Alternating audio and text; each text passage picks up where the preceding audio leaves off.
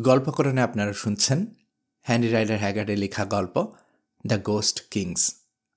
আজকে ১২তম পর্ব।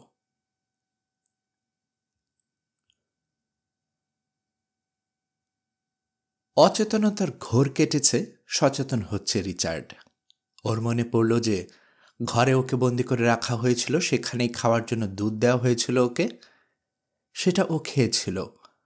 খাওয়ার সাথে সাথেই ওর সমগ্র অস্তিত্ব গ্রাস করে অদ্ভুত একটা শীতল অনুভূতি। তারপর আর কিছুই বলতে পারবে না ও। এই ঘটনার বহু সময় পার হবার পর অত্যন্ত ধীরে ধীরে রিচার্ডের সচেতনতা ফিরতে শুরু করল। যখন হুঁশ ফিরে পেল, দেখল কাফরি ধাঁচে বানানো ছোট্ট একটা কুটিরে শুয়ে আছে ও। ঘরে ও নিজে ছাড়া আছে আরেকজন কাফরি মহিলা। মহিলাটিকে ও জিজ্ঞেস করল, কে তুমি? আমার নাম মামি, বলল মহিলাটি। মামি? মামি, দাঁড়াও দাঁড়াও, নামটা আমার পরিচিত। আচ্ছা, তুমি কি ইবোবিসি স্ত্রীদের একজন? বেড়ার ফুটো দিয়ে আমার সাথে কি তুমি কথা বলেছিলে? বলতে বলতে আগ্রহের অতিশয্যে শোয়া থেকে উঠতে যাচ্ছিল রিচার্ড, কিন্তু দুর্বলতার কারণে পারল না, পড়ে গেল। মামি বলেছে, হ্যাঁ সর্দার, ইবোবিসির স্ত্রী ছিলাম আমি। ছিলাম মানে? ইবোবিসি কোথায়? মারা গেছে সর্দার। মাফুটিতে ভয়ানক আগুন লেগেছিল, সে আগুনে পুড়ে মারা গেছে ইবোবিসি। মাফুটি নেই? ইনকু সাজান তাহলে কোথায়? তাড়াতাড়ি বলো, আর্তনাদ করে উঠল রিচার্ড। তিনিও নেই সর্দার। তার ক্রালে যখন আগুন লাগে তখন ওখানেই ছিলেন ইনকু সাজানা। ক্রালের ছাদে উঠেছিলেন তিনি, কিন্তু তারপর থেকে আর কোথাও তাকে দেখা যায়নি। ঈশ্বর, আমি তাহলে আর একা বেঁচে থেকে কি করব? বলে বিছানায় আছড়ে পড়ল রিচার্ড। ওভাবে বিছানায় পড়ে রইল পরের ৩ দিন। তবে মরল না ও, কারণ বয়সে তরুণ হওয়ায় ওর শরীর আর মন দুটোই সহ্য ক্ষমতা খুব বেশি। ধীরে ধীরে শক্তিতে ফিরে শুরু করল। তারপরেই শুনল দুঃখজনক কাহিনীর অজানা অংশ।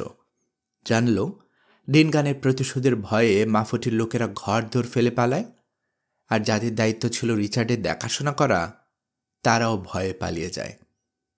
মৃত ভেবে সাথে নেয় ওকে, নয়তো ওদের অপকর্মের প্রমাণ থেকে যাবে। মূলত সেটাই ছিল ওদের আসল ভয়। ইবোবিসি আর হাঁটতে চলতে অক্ষম এমন ২-১ জন ছাড়া কেউই আর মাফুটিতে থাকেনি। মাফুটিতে কিভাবে আগুন লেগেছে কেউ জানে না। আগুন জুলুরা লাগিয়ে থাকতে পারে, আবার বজ্রপাতে নেমে আসা স্বর্গের প্রতিশোধেও আগুন জ্বলে থাকতে পারে। আসল ঘটনা কি কেউই জানে না। এই আগুনের ঝলসেই মারা গেছে ইবোবিসি। ইনকু সাজানাও একই আগুনে মরেছে বলে সবাই ধারণা করে। মাফুটি থেকে পালানো সাধারণ লোকজন রাত দিন যতটা জুড়ে সম্ভব ছুটে পালিয়ে চলে এসেছে কোথালম্বা পাহাড়ি শ্রেণীর কাছে। শেষে আশ্রয় নিয়েছে এখানে। জায়গাটা ভীষণ দুর্গম। চাক্কার হাতে অত্যাচারিত লোকজন প্রথম এখানে আশ্রয় নিয়েছিল, পরে চলে গেছে ওরা। বর্তমানে মাফুটি থেকে পলাতকরা ভেবেছে ডিনগানের সৈন্যরা হয়তো এত দূরে ওদেরকে ধাওয়া করে আসবে না, তাই এখানে আশ্রয় নিয়েছে মাফুটিবাসীরাও। সৌভাগ্যবশত পথে ওরা গবাদি পশু হারায়নি বললেই চলে, এবং শেষ পর্যন্ত এখানেই বসতি গড়েছে ওরা।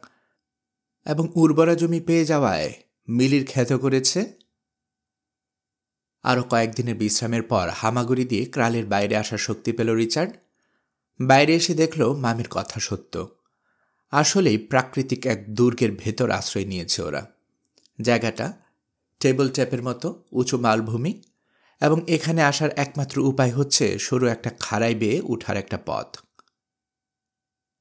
মালভূমিতে বসবাসকারী লোকজন আন্তরিকতার সাথেই স্বাগত জানালো ওকে। এতটাই আন্তরিক যেন মৃত্যুর মুখ থেকে ফিরে এসেছে রিচার্ড। ওদের সাথে কথা বলল ও, জানল অনেক জুলোর সাথে সাথে এই আগুনের ভেতর আসলেই হারিয়ে গেছে রেচেল। ভগ্ন হৃদয়ে ক্রালে ফিরে এলো রিচার্ড। সব হারিয়ে একা বেঁচে আছে ও। ওর মনে হচ্ছে এভাবে বেঁচে থাকার চেয়ে মারা গেলেই ভালো হতো। কিন্তু মরল না রিচার্ড। ওর তো দিনে দিনে শক্তি ফিরে পেল ও। একসময় যাত্রা করার মতো শক্তিও ফিরে পেল। সর্দারের কাছে গিয়ে বলল যে এবার বের হতে চায় সে, কেপ কলোনিতে ফিরে যাবে। কিন্তু সর্দারের মত ভিন্ন। তার ধারণা এখান থেকে বের হয়ে আসল খবর বের করার জন্যই ও চলে যাবে জুলুল্যান্ডে। কিন্তু জুলুরা যদি পলাতক মাফুটিবাসীদের ট্র্যাক করে এদিকে চলে আসে আর সাদা সর্দার ডেরিওকে এখানে না পায়, তাহলে ওদের সবাইকে শুলে চড়াবে। কারণ সর্দার খুব ভালো করেই জানে ডিনগান আর টাম্বুসা যে শপথ করেছে তা তারা পূরণ করবেই। উপরন্তু ডেরিওর মাথার উপর ছায়া হয়ে আছে ইনকুসাজানার দেয়া নিরাপত্তা, কাজে রিচার্ডকে সে কোথাও যাবার অনুমতি দিতে পারে না। ওদেরকে যুক্তি দিয়ে বোঝানোর চেষ্টা করল রিচার্ড। বৃথা চেষ্টা। শেষ পর্যন্ত ওদের উপহাস করে ফিরে এলো রিচার্ড। মনে মনে পরিকল্পনা করতে থাকলো কিভাবে পালানো যায়। পালানোর উদ্দেশ্যে এক গভীর রাতে বেরো হলো ও, কিন্তু মালভূমি থেকে বেরোবার সরু মুখে ধরা পড়ে গেল। পরদিন সকালে গ্রামের সর্দার এসে ওকে বলল যে কেবল ওদের মৃতদেহের উপর দিয়ে এখান থেকে পালাতে পারবে রিচার্ড। এরপর থেকে সরু পথটার উপর তো বটেই, রিচার্ডের উপরও শুরু হলো রাত দিন নজরদারি। এর দিন কয়েক পর সর্দার এলো রিচার্ডের কাছে। একটা প্রস্তাব নিয়ে এসেছে সে। সর্দার বলল যে রিচার্ড যেহেতু সাদা মানুষ, অবশ্যই কালোদের চেয়ে জ্ঞানী সে, তাই মালভূমির বাসিন্দাদের সর্দারের পদ গ্রহণ করুক সে, সাথে গ্রহণ করুক ইউবেবিসি স্ত্রীদেরকেও। এই এলাকার নিরাপত্তা বিধানের দায়িত্ব নিক, তবে একটাই শর্ত যে এখান থেকে পালাবার চেষ্টা করবে না ও। প্রস্তাবটা গ্রহণ বা বর্জন কিছুই করল না রিচার্ড। অবশ্য ইসমাইলের স্ত্রীদের গ্রহণ করার কথা এমনকি ভেবেও দেখেনি, সাথে সাথে বাতিল করে দিয়েছে। কিন্তু এখানে ওর কোনো কাজ নেই।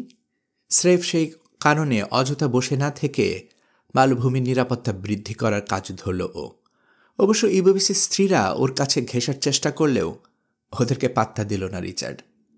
এতে ওরা আহত হলো খানিক, লোকেরাও অল্প বিস্তর হাসাহাসি করল, কিন্তু ওসব পাত্তাও দিল না রিচার্ড। এভাবেই পরে কয়েকটা লম্বা সপ্তাহ সর্দারি করে কাটালো রিচার্ড। দিনের বেলায় কাফরিদের ঝগড়া বিবাদ মেটানো, ফসল ফলানোর তদারকি, ঘর বানানো, নিরাপত্তার দেয়াল তোলা, বিচার আচার করা ইত্যাদি করে কাটালো। কিন্তু রাত হলেই একা হয়ে পড়ে ও। তখন কোনো কাজ থাকে না, ফলে মনে চলে আসে রেচেলের চিন্তা। শোকে কাতর হয়ে ওঠে ওর মন। অস্থির হয়ে ভাবে ওকে একা ফেলে চলে গেছে রেচেল। এমনই এক রাতে রেচেলকে স্বপ্নে দেখল রিচার্ড। তবে পরদিন সকাল হতেই ৮-১০টা স্বপ্নের মতো এটাও মিলিয়ে গেল, কিন্তু রিচার্ডের অস্থিরতা কাটল না। পরের রাতে আবার একই স্বপ্ন দেখল ও। এবার রেচেলকেও বলতে শুনল, অনেক কষ্ট সয়েছি রিচার্ড, কিন্তু শেষ পর্যন্ত খুঁজে পেয়েছি তোমাকে। চোখ খুলো, আমাকে দেখতে পাবে। চোখ খুলল রিচার্ড। কি আশ্চর্য, সত্যি চোখের সামনে দেখতে পেল সোনালি চুলের ফ্রেমে রেচেলের মিষ্টি চেহারাটা। যদিও তা ছিল মাত্র এক মুহূর্তের জন্য, কিন্তু রিচার্ড হলফ করে বলতে পারবে রেচেলের মুখ দেখেছে ও। এই ঘটনার পর থেকে রেচেলের উপস্থিতির অনুভূতি এক মুহূর্তের জন্য ওকে ছেড়ে যায়নি। নিজের পাশে সব সময় ওর অদৃশ্য উপস্থিতি অনুভব করছে রিচার্ড, যেন রেচেলের নিঃশ্বাসের উত্তাপটাও অনুভব করতে পারছে ও। আর ঘুমের মধ্যে রিচার্ড প্রতি রাতেই স্বপ্নে দেখে রেচেল বলছে, এসো রিচার্ড, চলে এসো, তোমাকে যে খুব দরকার আমার, আমি তোমাকে পথ দেখাবো, চলে এসো। ঠিক এই জায়গায় এসে প্রতিবার রিচার্ডের ঘুম ভেঙে যায়। মনে পড়ে রেচেল মৃত। গুমড়ে উঠে ও। মনে হতে থাকে রিচার্ডকে মৃতদের দেশে যেতে ডাকছে রেচেল। কিন্তু এরপর থেকে রিচার্ডের পা উত্তর ছাড়া আর কোনো দিকে সরতে চায় না, কেবল উত্তরে চলে যায় সে। যদিও কয়েক গজ এগিয়ে আবার যেতে পারে না, উঠানে সীমার মধ্যে বসে পড়তে বাধ্য হয় ও।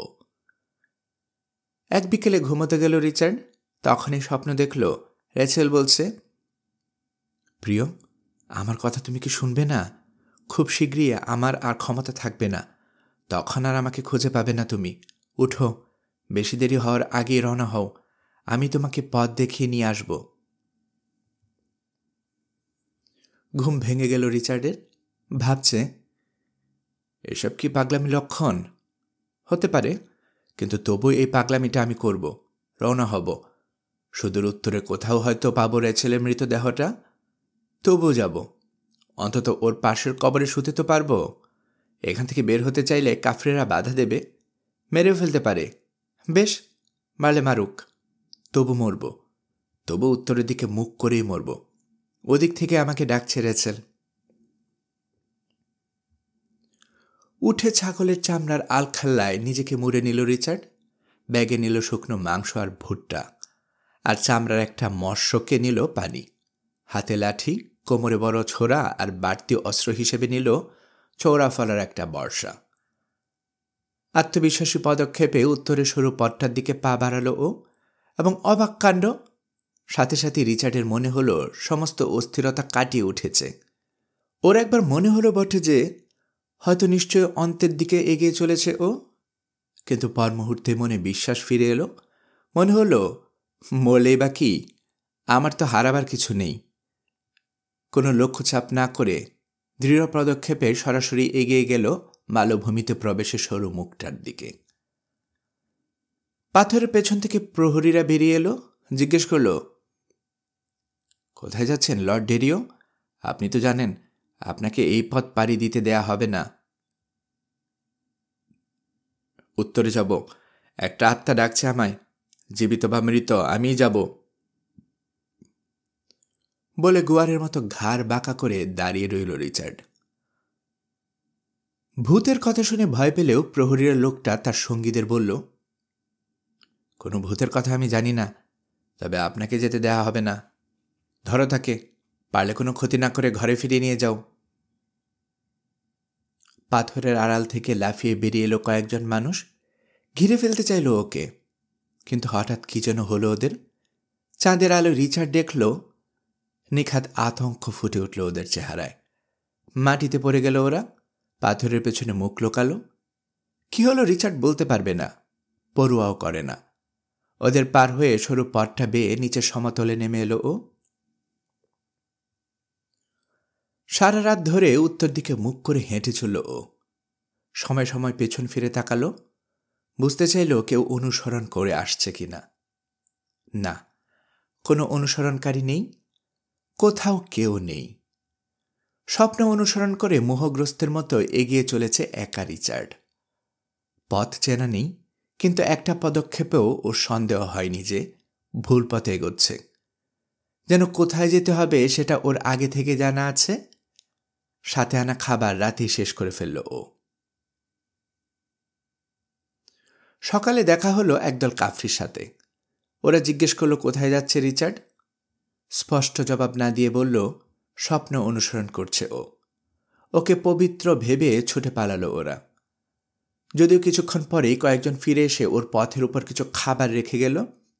খুশি মনে খাবারটুকু তুলে নিল রিচার্ড। তারপর আবার আগের পথ ধরল। একসময় মাফুটিতে পৌঁছে গেল রিচার্ড। দেখল আগুনে পোড়া মাফুটির ধ্বংসাবশেষ। এখানে ওখানে ছায়ের মধ্যে পড়ে থাকা হাড়গোড় উল্টে পাল্টে দেখল। রাতটা ওখানেই কাটাল। ভাবল, যাত্রা শেষ। এখানে রেচেলে মৃতদেহের অংশবিশেষের পাশে শুয়েই মৃত্যুবরণ করবে ও। কিন্তু সকালে অনুভব করল আগের চেয়েও জোরালোভাবে ওকে ডাকছে রেচেল। মাফুটির দেয়াল পেরিয়ে হাঁটতে হাঁটতে একসময় নদীর পাড়ে চলে এলো রিচার্ড। এই নদীটা একসাথে পার হয়েছিল ও আর রেচেল।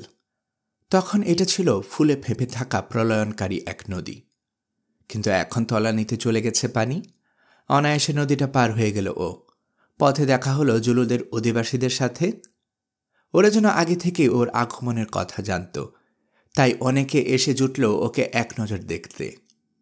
ওদের প্রশ্নের জবাবে রিচার্ড যখন বলল যে স্বপ্ন অনুসরণ করছে ও, তখন মন্ত্রগ্রস্ত বলতে বলতে ছুটে পালালো তারা। অবশ্য ওর জন্য খাবার পাঠাতে ভুল করল না জুলুরা। এগিয়ে চলল রিচার্ড। প্রতিরাদি দেখল ওর জন্য প্রস্তুত হয়ে আছে একটা ঘর আর পর্যাপ্ত খাবার। এভাবে এক সন্ধ্যায় রিচার্ড পৌঁছে গেল জুলু টাউন উন্মুন্দু গুন্ধলুবুতে। হাজার হাজার লোক অবাক দৃষ্টিতে তাকিয়ে থাকলো ওর দিকে, কিন্তু কোনো প্রশ্ন করল না কেউই। এক জুলো ক্যাপ্টেন হাত তুলে একটা ক্রাল দেখিয়ে দিল রিচার্ডকে। বিনা প্রশ্নে সেই ক্রালে ঢুকে গেল ও। খেয়ে দিয়ে ঘুমিয়েও পড়ল। পরদিন সূর্যোদয়ের সময় ঘুম ভাঙল ওর। আবার নিজের পথে রওনা হলো রিচার্ড। কিন্তু আজ দলবল নিয়ে ওর পথের উপর বসে আছে স্বয়ং রাজা ডিনগান। অবশ্য ওদের দিকে রিচার্ডের নজর নেই। আপন গতিতে চলতে শুরু করলো ওর পথ আটকালো এক জুলো। একটা হাত পোড়া তার, বলা বাহুল্য লোকটা হচ্ছে মোপো। কে আপনি? এদেশে আপনার কি কাজ? প্রশ্ন করল মোপো। আমার নাম রিচার্ড ডেরিয়ান। এদেশে আমার কোনো কাজ নেই, উত্তরে যাচ্ছি আমি। আমায় দেরি করে দিও না। আমরা জানি আপনি লর্ড ডোরিও। ইনকো সাজানার ছায়া আছে আপনার উপর। সাদা শয়তান ইবোবেসি তো মাফুটিতে আপনাকে মেরে ফেলেছিল। তাহলে আপনার ভূত কেন এখানে হেঁটে চলে বেড়াচ্ছে? আমি ভূত না মানুষ, জীবিত না মৃত কিছুই জানি না। শুধু জানি উত্তরে যাচ্ছি আমি।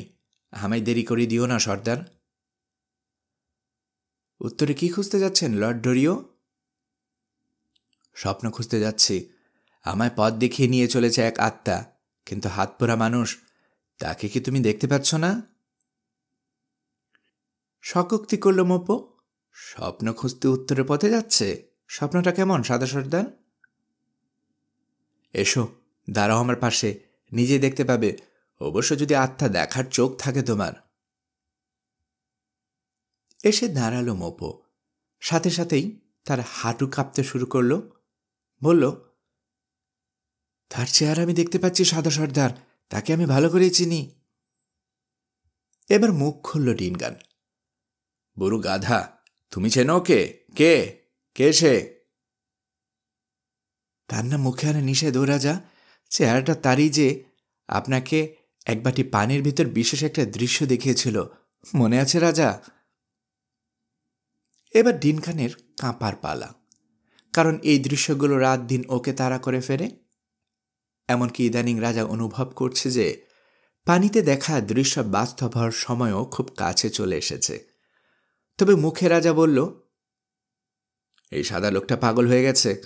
আমার মনে হচ্ছে তুমিও পাগল হয়ে গেছো মোপো। তোমার স্বাস্থ্য পুনরুদ্ধারের স্বার্থেই দূরে কোথাও থেকে ঘুরে এলে ভালো করবে। আর আমাদের এখানে কদিন থাকবে ডোরিও? চাই না ও ঘুরে ঘুরে স্বপ্ন দেখা নিয়ে আবল তাবল বলে আমার প্রজাদের মাথা খারাপ করুক। চিকিৎসকরাই ও দেখাশোনা করবে। আসলে ডিনগানের ভয় বামনদের হাতে অপ্রকৃতস্থ ইনকো সাজানাকে রাজা তুলে দিয়েছে, সেটা ডোরিও জেনে ফেললে পরিণতি হয়তো ভালো হবে না। উপরন্তু সবাই জানিয়ে ডোরিও মারা গেছে। তাহলে মৃত মানুষ হেঁটে চলে বেড়ায় কি করে?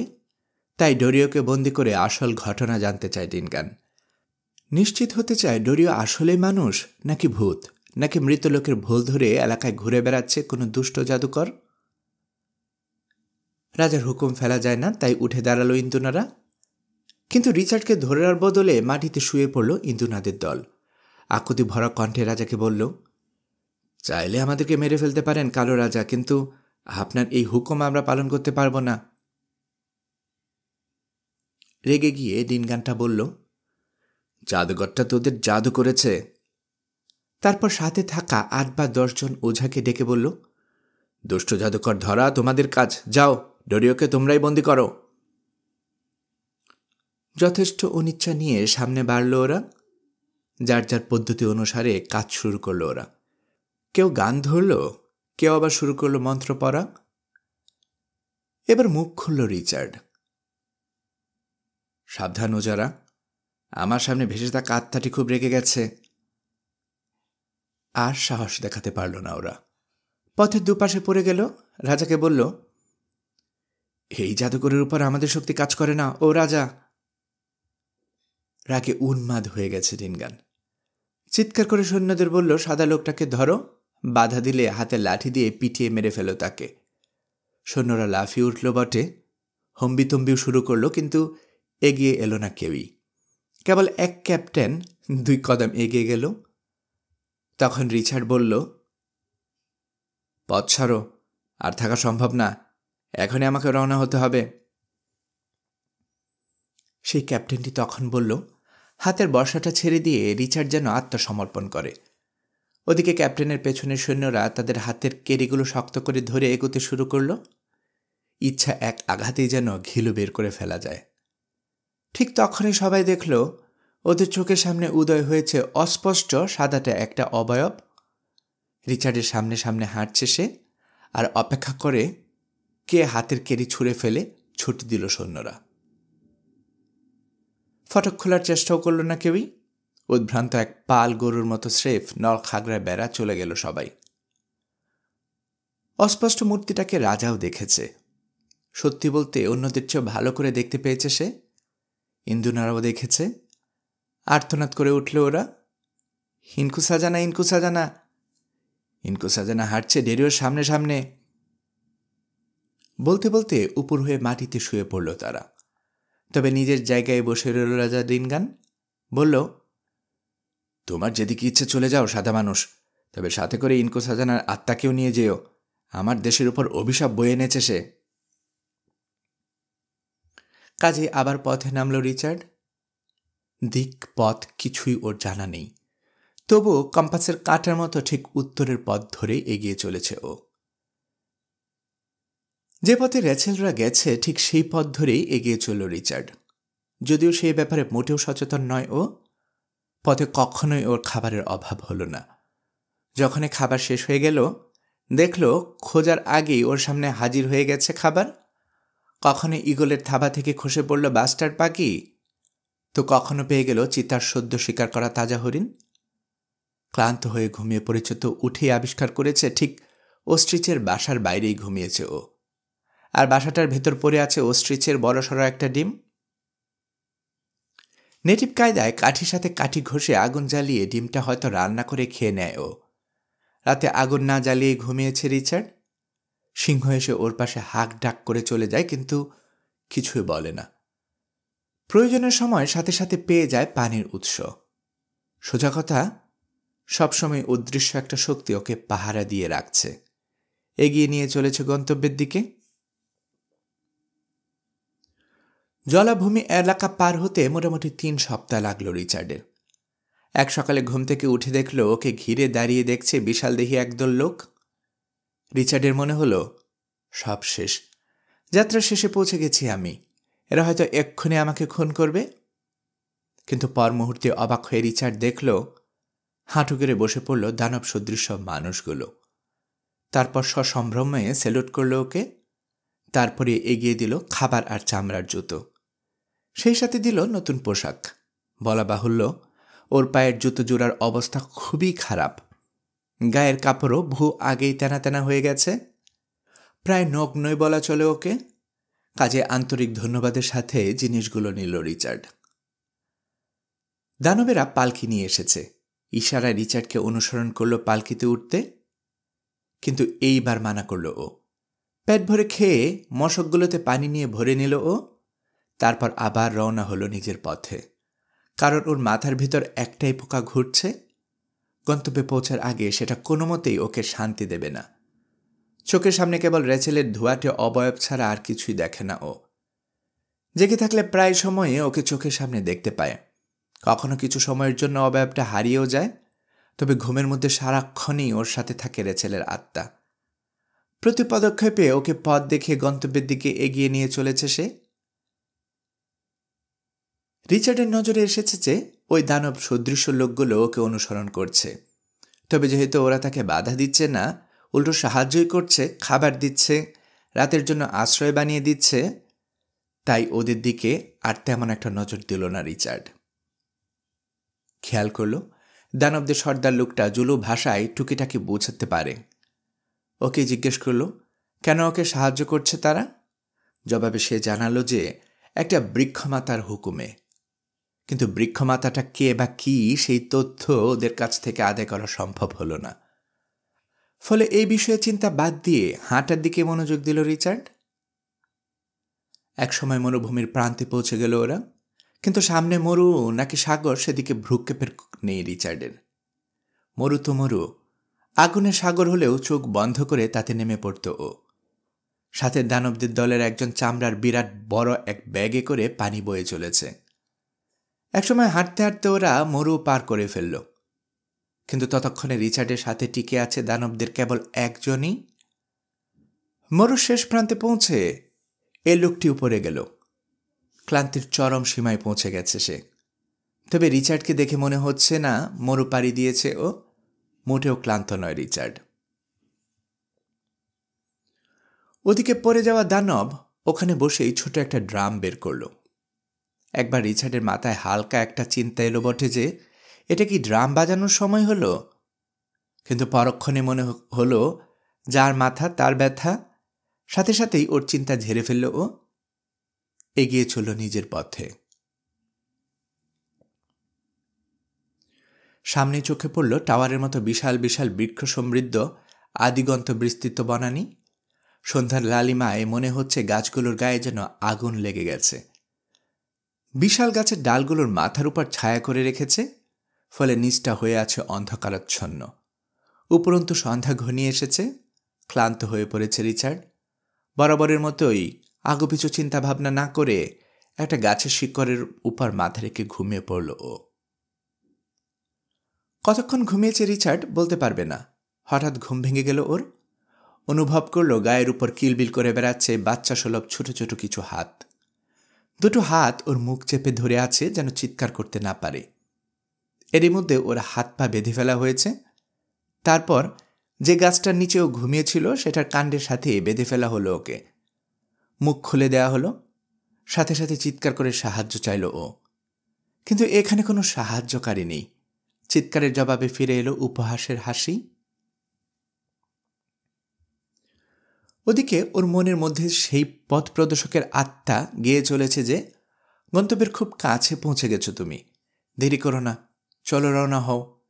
কিন্তু রিচার্ডের হাত পা বাঁধা। যতই ও জোরাজুরি করে ততই গায়ে কেটে বসে রশির বাঁধন।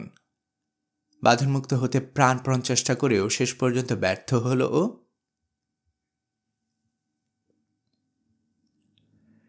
এডোর সাথে নায়া দেখা করার পরের দিনের কথা। গুহামুখে অস্থির হয়ে পায়চারি করছে নায়া।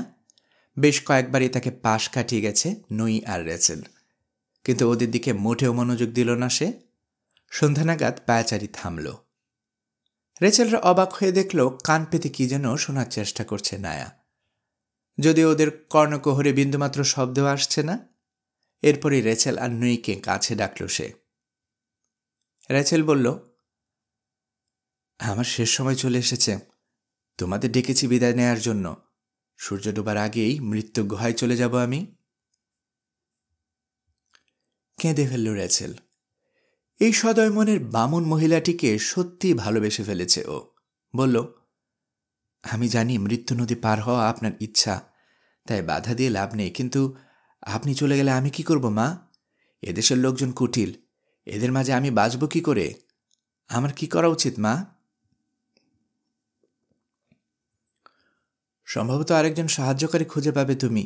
সেই তোমাকে দেখে রাখবে, নিজের মনের কথা শুনবে, মানবে, আর মনে রাখবে তোমার কোনো ক্ষতি হবে না। না, আর কিছু বলা যাবে না। বিদায় মেয়ে আমার। এবার নুই বলল, আমার জন্য কোনো উপদেশ নেই মা? কাছে এসো। আছে, তোমার মন খুব শক্ত, তুমিও নিজের মনের কথা শুনবে। হয়তো পাপ করবে তুমি, তবে ভালোবাসার শক্তিতে ক্ষমা পাবে এক সময়।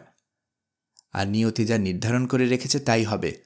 মনে রেখো, ধনুকের ছেলায় বসানো তীর তুমি, কাজে তীরের মতো এক সময় তোমাকেও নিয়তি নির্ধারিত কাজ করতে হবে। হয়তো খুব বেশি সময় পার হওয়ার আগেই আবার আমাদের দেখা হবে। এসো আমার পাশে বসো। তারপর নুইয়ের কানে কানে কি যেন বলল নায়া। রেচেল দেখল একবারের আগ্রহের অতিশয্যে চকচক করে উঠল নুইয়ের চোখ। কখনো আবার ওর দৃষ্টিতে ফুটে উঠল গভীর নিরাশা। পরে এক সময় নুইকে রেচেল প্রশ্ন করেছিল যে নায়া কি বলেছে। জবাবে নুই বলেছিল, ওগুলো কাউকে বলা যাবে না লেডি, তাই দয়া করে এ বিষয়ে আর প্রশ্ন করবেন না। নায়া এখন এত দুর্বল হয়ে পড়েছে যে নিজের পায়ে আর হাঁটতে পারছে না, তাই ডালপালা দিয়ে বানানো একটা পালকি নিয়ে আসা হয়েছে। ডালগুলো ওরই পড়ে যাওয়া গাছ থেকে সংগ্রহ করা হয়েছে। ওটা করে মৃত্যু গুহায় যাবে সে। পালকিতে চড়ে শেষবারের মতো নুই আর রেচেলকে কাছে ডাকল সে। মাথায় হাত বুলিয়ে আশীর্বাদ করল ওদেরকে। তারপর পালকি নিয়ে গুহার দিকে রওনা হয়ে গেল বোবাকালা অভিভাবকরা। রেচেলরা শুনতে পেল গুহায় বসে একটা গান গাইছে নায়া। তারপর একসময় গান থেমে গেল। গুহামুখের সামনে থেকে সরে এলো রেচেল আর নুই। সামান্য একটু খাওয়া দাওয়া করে শুয়ে পড়ল দুজনেই। ঘুমাতে চাইল, কিন্তু কারো চোখে ঘুম আসছে না। ছটফট করতে করতে একসময় উঠে বসল রেচেল। নুইকে বলল, আর পারছি না নুই, মনে হচ্ছে বনের ভেতর থেকে কে যেন আমাকে ডাকছে, আমাকে যেতেই হবে। কে ডাকছে বোন? এডো? প্রশ্ন করল নুই। না, এডো না, মনে হচ্ছে রিচার্ডের আত্মা ডাকছে আমায়। আমি জানি ও মারা গেছে, কিন্তু দিনের পর দিন সপ্তাহের পর সপ্তাহ ধরে অনুভব করছি ওর আত্মার সাথে কথা বলছে আমার আত্মা। এখন ভীষণভাবে আমাকে ডাকছে সে। হয়তো ওখানে গিয়ে মরব, তবে মরলেও অন্তত রিচার্ডের আত্মার দেখা পাবো। কাজে আমি যাচ্ছি। সত্যি যাবেন জোলা? আমার তো মনে হচ্ছে শয়তান ডাকছে আপনাকে। রেচেল বলল, না, শয়তান না, আমি এখন যাচ্ছি। রেচেল ওখানে যেতে যেতে ভোর হয়ে এলো। ওখান দিয়ে দেখা মিলল ধূসর আকাশের, অর্থাৎ ভোর আসন্ন।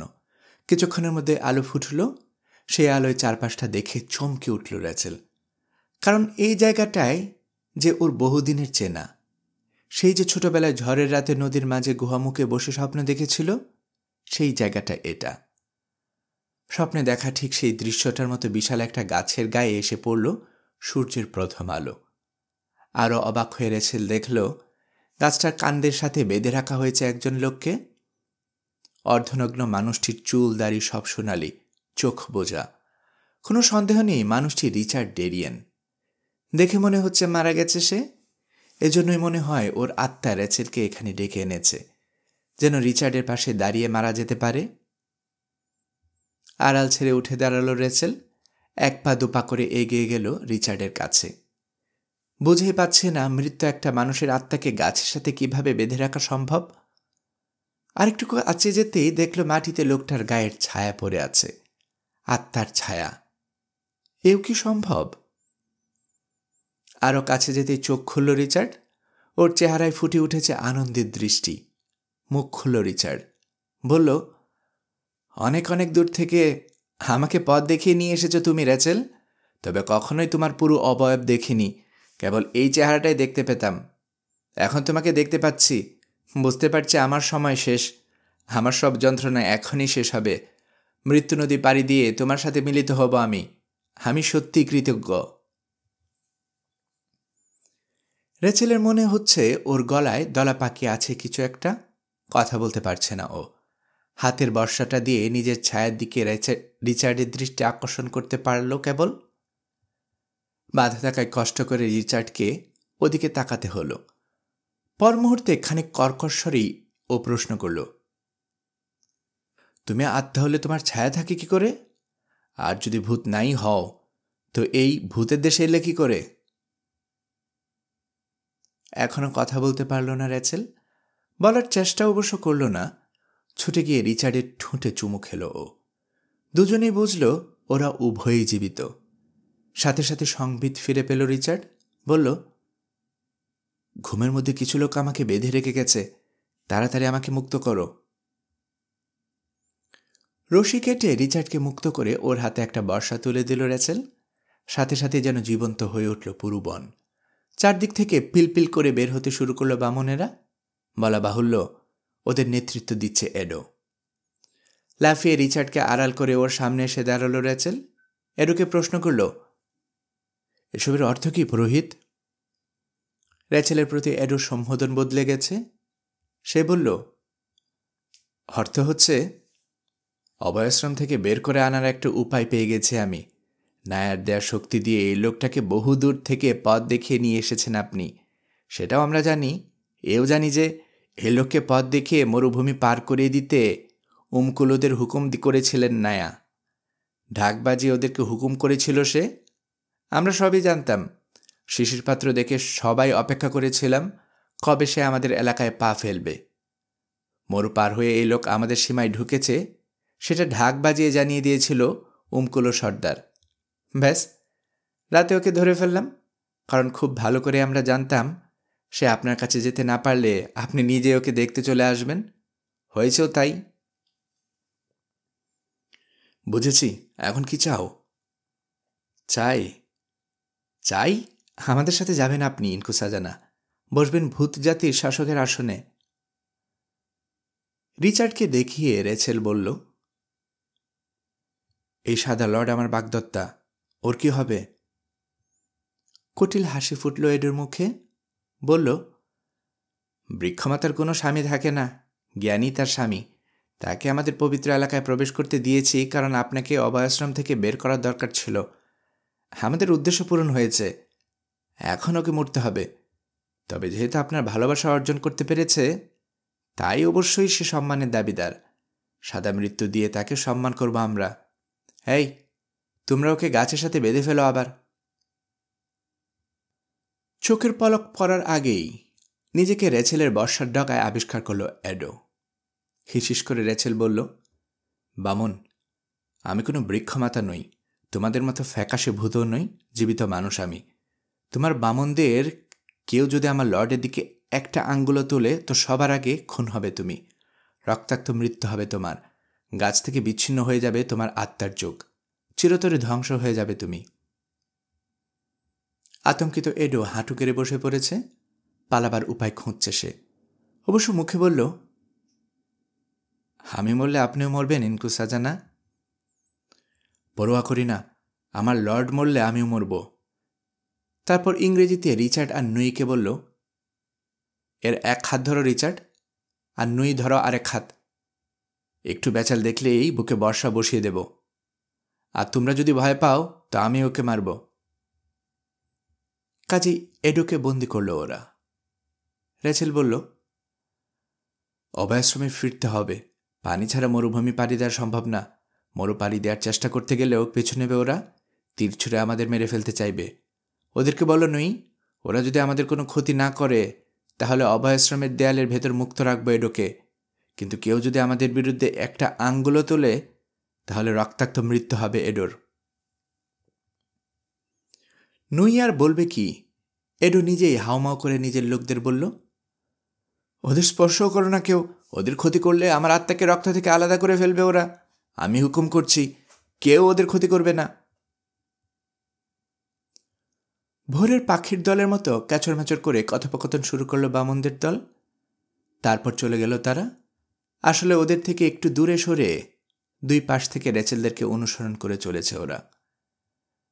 নুই আর রিচার্ডের মাঝে বন্দী হয়ে আছে এডো, আর ওর পেছনে পেছনে বর্ষা হাতে চলেছে রেচেল। পথ দেখিয়ে তিনজনকে অভয়াশ্রমের সামনে নিয়ে এলো রেচেল। নুই প্রশ্ন করল, একে নিয়ে কি করব? মেরে ফেলবো, বন্দি করে রাখবো, নাকি ছেড়ে দেব? বামনদের আমি বলছি, অভয়াশ্রমের দেয়ালের ভেতর মুক্ত রাখবো ওকে। তাই রাখবো, কারণ মরে গেলে আমাদের আরও বেশি ক্ষতি করবে ও। উপরন্তু আমাদের হাতে রক্তের দাগ লাগবে না। ওকে মারা যাবে না, সাথেই নিতে হবে। ভেতরে ঢুকে ছেড়ে দেব। অভয়াশ্রমের অভিভাবকদের অবাক দৃষ্টির সামনে আবারও ভেতরে ঢুকল ওরা। আগের চত্বরে এসে এডোকে ছেড়ে দিল নই। সাথে সাথে লাফিয়ে কয়েক হাত সরে গেল এডো। রাগে কাঁপতে কাঁপতে বলল, গাধার দল, আমি ফাঁদে পড়িনি, পড়েছ তোমরা। তোমরা শরীরে বড় হতে পারো, বেশি শক্তি আছে তোমাদের গায়ে, কিন্তু তোমাদেরও খেতে হবে। খাবার সরবরাহ বন্ধ করে দেব আমি। আমার পায়ে পড়ে দয়া ভিক্ষা না চাওয়া পর্যন্ত অভুক্ত রেখে শাস্তি দেব তোমাদেরকে। বলে ইশারায় অভিভাবকদের কিছু একটা বলে অন্ধকারের ভেতর গায়েব হয়ে গেল এডো। ওকে মেরে ফেলা উচিত ছিল চোলা। এখন আমাদের সবাইকে মারার পরিকল্পনা করবে ও, বলল নুই। আমার মনে হয় না। মনে আছে ন্যায় কি বলে গিয়েছিল? বলেছিল মনের কথা শুনতে, তাই শুনেছি আমি। তাছাড়া আমাদের হাতে রক্ত লাগাতে চাইনি, কারণ রক্তপাত কখনো শুভ পরিণতি ডেকে আনে না। এরপর রিচার্ডের দিকে ফিরল ও। দেখে মনে হচ্ছে সমস্ত শক্তি নিঃশেষ হয়ে গেছে রিচার্ডের।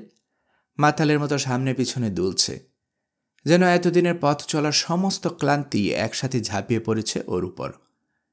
রেচেল আর নুই মিলে ধরাধরি করে গুহার ভেতর নিয়ে গেল ওকে। ওদিকে মৃত্যু গুহা থেকে বের হয়ে নতুন একটা মৃতদেহ নামানো হচ্ছে। খেয়াল করতে দেখল পালকিতে শোয়ানো মৃতদেহটা নায়ার। পথের ধারে মাথা ঝাঁকিয়ে দাঁড়ালো ওরা। দেহটা নিয়ে যাওয়া হলো বৃক্ষমাতাদের জন্য নির্ধারিত সম্মানজনক কবরস্থানে। ওখানেই চিরনিদ্রায় শায়িত করা হবে তাকে। নিজেদের গুহায় চলে গেল ওরা। ওখানে স্ট্যালাকটাইটের গাছ সদৃশ খুঁটির পাশে বসে আছে দুজন বোবাকালা মহিলা। দুজনেরই সামনে রাখা শিশির বাটি, বাটির দিকে তাকিয়ে মূর্তির মতো বসে আছে দুজন। নায়ের মৃত্যু, নতুন একজন মানুষের আগমন, কিছুই ওদেরকে জায়গা থেকে তলাতে পারেনি। রেচেলরা বের হওয়ার সময় যেভাবে দেখে গিয়েছিল, ফিরেও সেভাবে ওদেরকে বসে থাকতে দেখতে পেল। বিছানা পাতা রয়েছে, খাবারও দেওয়া হয়েছে, কিন্তু সামান্যই খেল রিচার্ড, এবং পুরোটা সময় এমনভাবে রেচেলের দিকে তাকিয়ে রইল যেন আগে সেই আত্মাটাকে দেখছে। তারপর ক্লান্তির কথা বলে শুয়েই তলিয়ে গেল গভীর ঘুমে। পুরো 24 ঘন্টা ঘুমিয়ে কাটালো রিচার্ড। ওর পাশে বেশ কিছুক্ষণ বসে থাকতেও পরে ক্লান্তির কারণে শুয়ে পড়ল রেচেলও। যখন ওর ঘুম ভাঙল, দেখল গুহামুখে বসে আছে নুই, আর ওদের মাথার পাশে নিভু নিভু করে জ্বলছে কুপিবাতিটা। নুই ডাক দিল ওকে। জোলা, বিশ্রাম হলে উঠে পড়ুন, তেল পাচ্ছি না কোথাও, কুপিটা নিভে যাচ্ছে। সাদা সর্দারকে আমরা দুজনে ধরে বাইরে নিয়ে এলেই হবে। রেচেলের স্পর্শে জেগে উঠল রিচার্ড। তুলে উঠানো লাগলো না, এবং আশ্চর্য হয়ে ওরা আবিষ্কার করল বোবাকালা বামুনেরা ওদের সমস্ত মাল সামানা গুছিয়ে নিয়ে সরে যাচ্ছে এখান থেকে। ওরা চলে যাচ্ছে কেন? বিস্মিত কণ্ঠে প্রশ্ন করল রেচেল। জানি না জুলা, সম্ভবত খাবার আসছে না। আপনার নিশ্চয়ই মনে আছে এডো বলেছিল ক্ষুধার যন্ত্রণায় কাতরাতে হবে আমাদেরকে। সম্ভবত তাই হয়েছে। একমাত্র ক্ষুধার যন্ত্রণায় পারে এই বামুনদেরকে তাদের একমাত্র আশ্রয় থেকে বাইরে বের করে নিয়ে যেতে। রেচেলের প্রশ্নের জবাবে বলল নুই। এই মুহূর্তে অভয়াশ্রমের দেয়ালের ভেতরে ওরা তিনজন ছাড়া আর কেউই নেই। বামন অভিভাবকেরা সবাই চলে গেছে, এমনকি মৃত্যু গুহার ভেতরেও কেউই নেই। এদিকে রিচার্ডেরও ঘুম ভেঙেছে। উঠে বসেছে ও, কথা বলতে চাইছে, কিন্তু ঠিকভাবে বলতে পারছে না। তখনই রেচেলকে আবার বাধা দিল নুই। বলল, জুলা, কথাবার্তা শুরুর আগে চলুন অভয়াশ্রমের প্রবেশপথের মুখটা ভালো করে বন্ধ করে দিয়ে আসি। নইলে দলবল নিয়ে এডো কখন ঢুকে পড়বে বলা যায় না। শেষে বেঘরে আমাদের প্রাণটা যাবে। অভয়াশ্রমের দেয়ালের ভেতরে এডো রক্তপাতের সাহস করবে বলে আমার মনে হয় না, তবে নিরাপত্তার ব্যবস্থা নিয়ে প্রস্তুত থাকাই ভালো, বলল রেচেল। দেয়ালের প্রবেশমুখ বন্ধ করার ব্যবস্থা নেই, তাই প্রবেশপথের সবচেয়ে সরু একটা জায়গায় এমনভাবে ওরা পাথর এনে রাখল যে বাইরে থেকে ভেতরে ঢোকা হবে খুবই কষ্টসাধ্য। লম্বা কয়েকটা ঘন্টা পরিশ্রম করে দেয়ালটা দাঁড় করালো ওরা। তবে এই কাজটা আসলে বৃথাশ্রম দেয়া হলো, কারণ রেচেলদের ধারণাই ঠিক। এই জায়গাটাকে বামুনরা পবিত্র জ্ঞান করে, তাই ভেতরে ওরা আসবে না, বরং ক্ষুধার যন্ত্রণায় কাতর হয়ে ওরা নিজেরাই কখন আত্মসমর্পণ করবে সেই অপেক্ষায় বসে থাকবে এডো আর তার দলবল। যাই হোক, সন্ধ্যা নাগাদ গুহায় ফিরে এলো ওরা। যৎসামান্য খাবার দাবার যা আছে সেগুলো খুঁজে বের করল, কিন্তু এ দিয়ে কিছুই হবে না। টেনে টুনে দুবেলা চলবে হয়তো। গুহার ভেতর থেকে বয়ে যাওয়া ঝর্ণাটা থাকায় কেবল পানিরই কোনো অভাব নেই। কোনো রকমে দুমুঠো মুখে দিয়ে ক্লোক আর মাদুর নিয়ে চলে গেল গুহার বাইরে। দেয়ালের গা ঘেঁষে নতুন ক্যাম্প করেছে ওরা। এখান থেকে পরস্পরের উপর নজরও রাখা যাবে, আবার একই সময়ে বাইরেও চোখ রাখা সম্ভব হবে। বিকেল নাগাদ দেয়ালের উপর থেকে নেমে এলো নুই। ওখানে বসে চারদিকে নজর রাখছিল ও। নেমে এসে বলল, অভয়াশ্রম ঘিরে বসে আছে বিপুল সংখ্যক বামন। অভয়াশ্রম অবরুদ্ধ করে রেখেছে ওরা। সেই রাতটা কেটে গেল, এলো নতুন প্রভাত। খাবার নেই, তাই শুধু পানি খেলো ওরা। ঝিমানো অবসন্নভাবে কাটল দুপুরটা। বিকেলে পরিবেশটা একটু ঠান্ডা হবার পর একত্রে বসল ওরা। কি করা যায় তা নিয়ে নতুন করে চিন্তা ভাবনা করতে শুরু করল। রিচার্ড প্রস্তাব করল যে যেহেতু পালানো অসম্ভব তাই এডুর কাছে আত্মসমর্পণ করা যায়। সাথে সাথেই প্রস্তাবটা নাকচ করে দিল রেচেল, কারণ আত্মসমর্পণ করা মাত্রই রিচার্ড আর নুইকে মেরে ফেলবে এডো। তারপর রেচেলকে ধরে নিয়ে ওর কাঠপুতলিকা হিসেবে বৃক্ষজাতির শাসকের আসনে বসাবে। ওভাবে ওকে রাখবে যতদিন না এডোর ইচ্ছা পূরণ হয়, তারপর ওকেও চিরতরে সরিয়ে দেবে এডো। শুনে রিচার্ড বলল, তাহলে তো খুব বসে থেকে মরার জন্য অপেক্ষা করা ছাড়া আর কিছু করার নেই। মৃত্যুর অপেক্ষা? হ্যাঁ, সেটাই হয়তো করতে হবে। তবে প্রিয়, তবে সেটাও আমাদের জন্য খুব বেশি যন্ত্রণাদায়ক হবে না? ভয়ানক গরম নিয়ে এলো আধার রাত। হাঁসফাঁস করতে করতে রাতটা কোনো রকমে কাটল, কিন্তু দিনে গরম পড়লো আরও বেশি, যে কোনো দিনের চেয়ে ভয়ানক বেশি গরম। নিঃশ্বাস নেয় দেয়। গরম থেকে বাঁচতে গুহায় আশ্রয় নিল ওরা, কিন্তু ওখানেও একই অবস্থা। বাতাসের অভাবে ডাঙ্গায় তোলা মাছের মতো খাবি খেতে থাকলো সবাই। তখনই কানে এলো গাছের কাণ্ড ফাটার তীক্ষ্ণ আওয়াজ। প্রচণ্ড গরমে শুকিয়ে গিয়ে ফেটে গেছে গাছটা। দুপুর নাগাদ বিনা নোটিশে আকাশ কালো হয়ে গেল। ভারী মেঘ জমেছে আকাশে। এর তাৎক্ষণিক প্রতিক্রিয়া হলো বাতাসের উপর। ক্রিমের মতো ভারী হয়ে গেছে বাতাস। একটু শ্বাস নিতে গিয়ে গুহা থেকে বের হলো ওরা এবং আবিষ্কার করলো দেয়ালের উপর দাঁড়িয়ে আছে এক বামন। বলার অপেক্ষা রাখে না, লোকটা হচ্ছে এডো। চিৎকার করে ওদেরকে আত্মসমর্পণ করতে বলল সে। নুই জানতে চাইল, কি শর্তে? আগের শর্ত, তুই আর সাদা ভবগুড়ে সাদা মৃত্যু পাবি, ইনকো সাজানা বৃক্ষমাথা হবে। মানি না, আমাদের জীবিত অবস্থায় বেরিয়ে যেতে দাও, খাবার আর নিরাপত্তা দাও। তুমি বেঁচে যাবে পুরোহিত, নইলে নায়া যা ভবিষ্যৎবাণী করেছিল তাই ঘটবে। তোমার লোকজন সহ সবার কপালে জুটবে রক্তাক্ত মৃত্যু, বলল নুই। উপহাসের হাসি হাসতে হাসতে এডো বলল, আগামীকালের মধ্যেই দেখা যাবে কার কথা সত্য হয়, বলে দেয়াল থেকে নেমে চলে গেল সে। হঠাৎ করে এলো শক্তিশালী বাতাসের একটা ঝাপটা। গুঙ্গি উঠল বনের গাছপালা। তখনই হঠাৎ থমকে দাঁড়ালো নুই। কান পেতে কি যেন শোনার চেষ্টা করছে ও। কি শুনছ? অবাক কণ্ঠে প্রশ্ন করল রেচেল। বাতাসের ভেতর একটা কণ্ঠ শুনলাম বোন। যে খবরের অপেক্ষা করেছিলাম সেটা পেয়ে গেছি। কি খবর? অবাক রিচার্ডের প্রশ্ন। গুহায় চলুন বলছি, বিরাট ঝড় আসছে, খোলা জায়গায় থাকা নিরাপদ না, বলে সবাইকে নিয়ে গুহায় চলে এলো নুই। রেচেলদের অবাক দৃষ্টির সামনে আগুন জ্বালালো ও। জ্বালানি হিসেবে ব্যবহার করলো বিভিন্ন সময়ে ভ্যাট আর উপহার হিসেবে আসা মূল্যবান কাঠের মূর্তি ও দেব প্রতিমা। এদিকে একের পর এক আসছে তীব্র ঝোড়ো বাতাসের দমক। শেষে এলো হারিকেনের মতো প্রলয়নকারী বাতাস। কিছুক্ষণের মধ্যে বাতাসের প্রচণ্ডতা এত বেড়ে গেল যে মাটির গভীরে মূল থাকা সত্ত্বেও রীতিমতো উপড়ে উঠতে চাইল অভয়াশ্রমের বিশাল মহিরুহটা। বাতাসের প্রচণ্ড চাপ পড়েছে বিশাল দেয়ালটার উপরও। দেয়ালে ছোট ছোট আলগা পাথরগুলো খুলে গিয়ে বাতাসের টানে গোলের মতো ছুটে যাচ্ছে একের দিকে। হঠাৎ লাফিয়ে উঠে দাঁড়ালো নুই, হাতে আগুন ধরা একটা কাঠের টুকরো।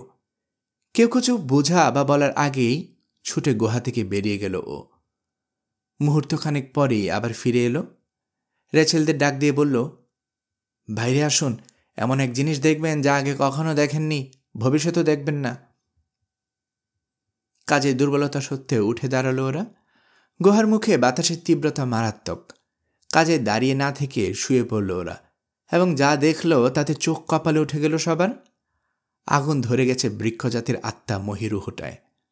গাছের ডালে ঝুলে থাকা মোষগুলো নেই। আগুন ধরে ফুলকি উঠে উড়ে যাচ্ছে শুকনো মোষগুলো। বাতাসের তুরে ওগুলো উড়ে গিয়ে পড়ছে বাইরের বনে। রীতিমতো আর্তনাদ করে উঠল রেচেল। জিজ্ঞেস করল, এই কাজ করল কে? আবার কে? আমি, জবাব দিল নুই। এ কাজ করার হুকুমেই বাতাসের সাথে ভেসে এসেছে। আমার দায়িত্ব পালন করেছি আমি। বামন জাতিকে ধ্বংস করার জন্যই জন্ম হয়েছিল আমার। যদিও পরিণামে ভুগতে হবে আমাকেও। আমার মৃত্যুর অবধারিত, তবে আপনারা বাঁচবেন। জাতিকে ধ্বংস করেছ মানে? মানে বৃক্ষ জাতির প্রাণ এই গাছ। গাছটা যখন ধ্বংস হবে ভূত জাতি। এটাই নায়া বলেছিল আমায়, যে আগুনে ধ্বংস হয়ে যাবে ভূত জাতির প্রাণ ভোমরা এই গাছ। আর সময় নেই, চলুন, দেয়ালের দিকে চলুন, আসুন বলে ওদের পথ দেখিয়ে এগিয়ে নিয়ে চলল নুই। খোলা জায়গায় বাতাসের তোর ভয়াবহ। কয়েক কদম দুপায়ের উপর এগোতে পারলেও বাকি পথ হামাগুড়ি দিতে বাধ্য হলো ওরা। বেশ কিছুক্ষণ কঠোর পরিশ্রমের পর ওরা গিয়ে পৌঁছালো দেয়ালের পায়ে পাথুরে সিঁড়ির ধাপের কাছে। পাথরের ধাপগুলো উঠে গেছে দেয়ালের চূড়ায়। ওখান থেকে আরও অনেকগুলো ধাপ উঠে গেছে একটা ওয়াচ টাওয়ারে। সিঁড়ি বেয়ে উপরে ওঠার সময় ওদের মনে হতে লাগলো বাতাসের চাপে কাগজ যেভাবে দেয়ালের গায়ে লেপটে থাকে, সেভাবে সিঁড়ির গায়ে ওদের চেপে ধরে আছে বাতাস। বহু কষ্টে একসময় ওয়াচ টাওয়ারে পৌঁছে গেল ওরা। ওখানে পৌঁছে তারপর একটু দম নেয়ার ফুরসত পেল রেচেলরা। কিন্তু লোফল দিয়ে বাইরে তাকিয়ে রীতিমতো হতভম্ব হয়ে গেল সবাই। তারপর হলো আতঙ্কিত। প্রচণ্ড গরম আর শুষ্ক আবহাওয়ার কারণে বনের ডালপালা শুকিয়ে উদ্দায়ী হয়ে উঠেছিল। ওই গাছগুলোর উপরেই উড়ে গিয়ে পড়েছে জ্বলন্ত মশের ফুলকি। সাথে সাথে আগুন লেগে গেছে গাছের শুকনো পাতায়। তীব্র বাতাসের ধাক্কায় মুহূর্তের মধ্যে ওই গাছ থেকে সরে সেই গাছে এভাবে ছড়িয়ে পড়েছে আগুন। আস্ত একটা শীটের মতো পুরো বন ঢেকে ফেলেছে আগুনের চাদর। দৃশ্যটাকে হর্ষক বললেও কম বলা হয়ে যায়। মাইলের পর মাইল জুড়ে যতদূর চোখ যায় দাউ দাউ করে জ্বলছে আগুনে লেলিহান শিখা। সন্ধ্যা হয়ে এসেছে। মিলেমিশে একাকার হয়ে গেছে সন্ধ্যার লালিমা আর আগুনের সোনালি কমলা আভা। সেই আভায় দেখা যাচ্ছে একটু আশ্রয়ের জন্য এদিকে ওদিকে ছুটোছুটি করছে শত শত বামন। কিন্তু চারপাশে কেবল আগুনের শিখা ছাড়া আর কিছুই নেই। এদিকে ছুটতে চাইছে ওরা, পথ আটকাচ্ছে আগুন। ওদিকে ছুটতে চাইছে ওরা, দাঁড়িয়ে আছে বামনের দেয়াল। ডানে আগুন, বামে আগুন, উত্তরে আগুন, দক্ষিণে আগুন। ওদিকে গাছ থেকে ধসে পড়ছে জ্বলন্ত ডালপালা। ছুটন্ত বামন লোকগুলো সেই আগুনে পুড়ে তো মরছেই, আবার মাথায় ডাল পড়ে থেতলেও যাচ্ছে। পাচ্ছে নায়ের প্রতিশ্রুত রক্তাক্ত মৃত্যু। একটা দলকে দেখা গেল অভয়াশ্রমের দিকে ছুটতে। লাফিয়ে লাফিয়ে এই ঝোপ থেকে গাছের পেছনে, সেখান থেকে আরেক পাথরের আড়ালে এভাবে ছুটছে ওরা। কিন্তু বনের প্রান্তে আসতে আসতে একজন মাত্র মানুষই জীবিত রইল। বাকিদের কেউ আগুন এড়াতে পারেনি। বেঁচে যাওয়া লোকটির মাথার চুল সব সাদা।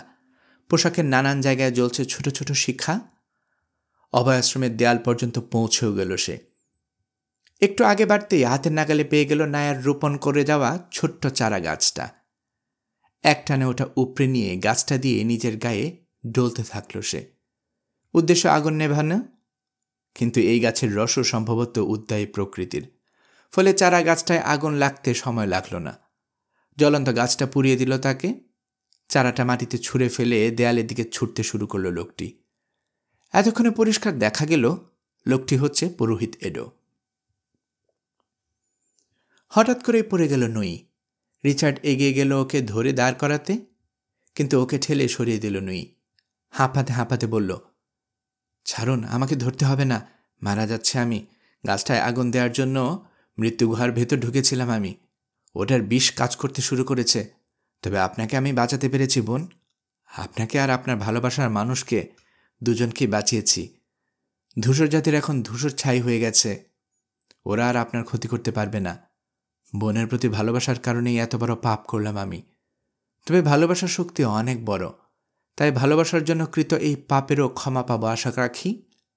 বোন, আগামী দিনগুলোয়, সুখের দিনগুলোয় আমাকে মনে রাখবেন। আর পার্থিব জীবনের পর অন্য দুনিয়ায় যখন যাবেন, ভূত জগতে আমাকে খুঁজবেন। নুইয়ের কথা শুনতে শুনতে অন্য একটা আওয়াজ কানে এলো ওদের। রেচেলের আশ্রয়ে মাথা জাগালো এডো। পোশাকের জায়গায় জায়গায় ফুলকির মতো আগুন জ্বলছে। কালিঝুলি মেখে বিবর্ণ হয়ে আছে মুখ। দেয়াল ঘেঁষে বসে সে তাকালো নুইয়ের দিকে। হিসিসে কণ্ঠে নুইকে বলল, এদিকে আয় স্যাপের মেয়ে, দেখ কি করেছিস তুই। আদিভূত জাতিকে ধ্বংস করে ফেলেছিস। বল, কেন এই কাজ করেছিস? কেন? মরার আগে আমাকে জানতেই হবে। ওপারে গিয়ে পূর্বপুরুষদের কাছে জবাব দিতে হবে আমায়। সম্মোহিতদের মতো এডোর দিকে এগিয়ে গেল নুই, যেন হুকুম অমান্য করার সাধ্য ওর নেই।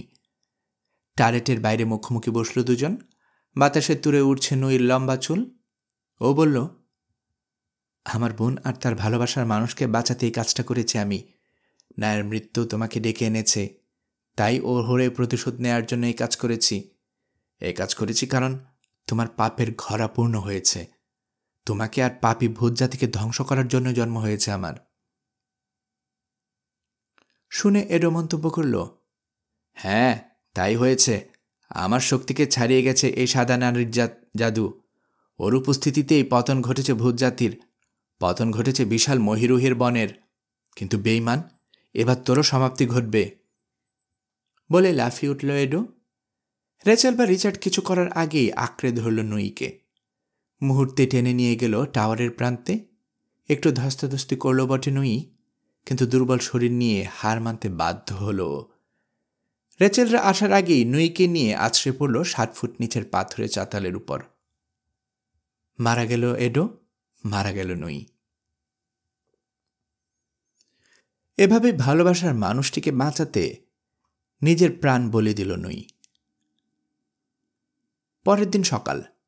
বনের আগুন প্রায় নিভে গেছে। গতরাতে ঝড়ো বাতাস থামার পরে নেমেছিল প্রবল বৃষ্টি। তাতেই নিভেছে আগুন। যদি বনের ধ্বংস হওয়া তাতে থেমে যায়নি। এখনও এখানে ওখানে দিকে দিকে জ্বলছে পোড়া কয়লা। ওর মধ্য দিয়ে অভয়াশ্রম ছেড়ে বেরিয়ে এলো রেচেল আর রিচার্ড। বাইরে বেরিয়ে এসে হতভম্ব হয়ে গেল ওরা। গতকালে যেখানে দেখছিল আদিগন্ত বিস্তৃত বিশাল সব বড় বড় সবুজ গাছের বন, আজ সেখানে কেবল ধূসর ছাই, পুরে কয়লা হয়ে যাওয়া কাণ্ড আর কাদা ছাড়া আর কিছুই নেই। বহু কষ্টে ছাই কাদা সাগর পাড়ি দিয়ে ওরা চলে এলো সাবেক বনের প্রান্তের সমতলে। এখানে দাসগ্রামে ঢুকে পড়ল ওরা, কিন্তু কোথাও কেউ নেই। আগুনের ভয়ে গ্রামের বাসিন্দারা সব ফেলে পালিয়ে গেছে। যদিও ওদের খোয়ারে রয়ে গেছে অনেক গবাদি পশু, আর আছে ঘর ভরা খাবার। একখানা থেকে দুধ নিল ওরা, খেয়ে ঘুমিয়ে পড়ল। বিকেলে উঠে আবার খেল। আস্তে আস্তে শক্তি ফিরে পেতে শুরু করল। পরদিন সকালে গ্রামের প্রান্তে ছোট্ট টিলা আকারে মাটি স্তূপের উপর উঠল দুজনে। তাকিয়ে রইল পুড়ে যাওয়া বনের দিকে। একেবারে ছাই। একবার পেছন ফিরেও তাকালো। দেখল পেছনে গ্রামের সীমার বাইরে থেকে নদী পর্যন্ত বিস্তৃত আছে সবুজ ঘাসের চাদর। বনের ছায় দেখিয়ে রিচার্ড বলল, ওই ছায়ের তলায় চলে গেছে আমাদের সমস্ত দুঃস্বপ্ন। তারপর পেছনের উর্বরা ঘেঁষো প্রান্ত দেখিয়ে বলল, আর ওখানে ফুলের ডালি সাজিয়ে আমাদের জন্য অপেক্ষা করছে সোনালি ভবিষ্যৎ। হ্যাঁ, ছায়ের তলায় চাপা পড়ে গেছে নুই সহ যাদের আমি ভালোবাসতাম, তাদের সবার স্মৃতি। এখন কেবল তুমি ছাড়া আমার আর কোনো অতীত নেই, বলল রেচেল। রেচেল, অনেক ঝড়ঝঞ্ঝা পেরিয়ে জীবন ফিরে পেয়েছি আমরা, আর আমি পেয়েছি তোমায়। এত কিছুর পর নিশ্চয়ই দয়াময় বিধাতা আমাদেরকে আর আলাদা করবেন না। আমরা নিরাপদেই থাকব। আমার সাথে মরু পাড়ি দিতে নিশ্চয়ই ভয় পাবে না তুমি। রিচার্ডের দিকে ফিরে দাঁড়ালো রেচেল। চোখে আত্মবিশ্বাস আর নির্ভরতার দৃষ্টি। বলল, না রিচার্ড, আমি ভয় পাই না। নুইয়ের কণ্ঠ শুনতে পাচ্ছি। ও বলছে সমস্ত বিপদ পেছনে ফেলে এসেছি আমরা। এখন আমরা নিশ্চিন্তে জীবন কাটাবো, ঠিক যেমনটা বলেছিল আমার মা। অবশ্য তুমি যদি চাও তাহলেই। পরস্পরের বাহুতে ধরা দিল রেচেল আর রিচার্ড।